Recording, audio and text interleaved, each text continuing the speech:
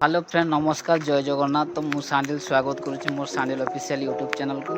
तो फ्रेंड आज आम अच्छे खंडाधार जोटा कि आम ओडिशार सेकेंड वाटरफुल।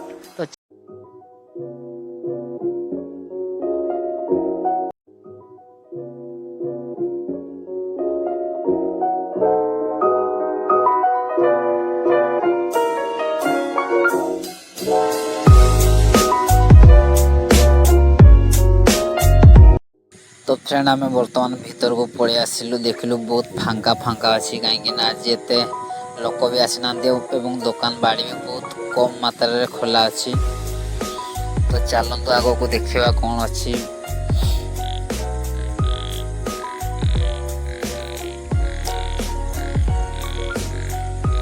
तो फ्रेंड आप देखिपे सामने 3टा बोर्ड लगी जो बोर्ड रे केठिकार विभिन्न प्रकार पशु पक्षी एवं गछ सब लेखा अच्छे।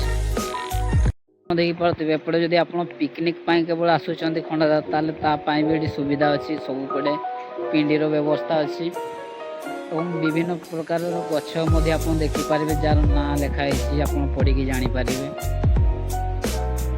गाइस आप जो पाउच देखुं कम से कम 800 पाउच थी ये जोटा कि उठिकी जावाई पड़े भाई एतकी ऊपर।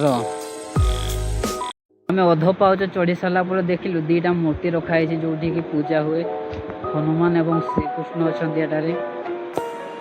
फ्रेंड पाखापाखि आम पहुँची गलु से जगह को। तो भाई एपटे आप देखिपे से जगह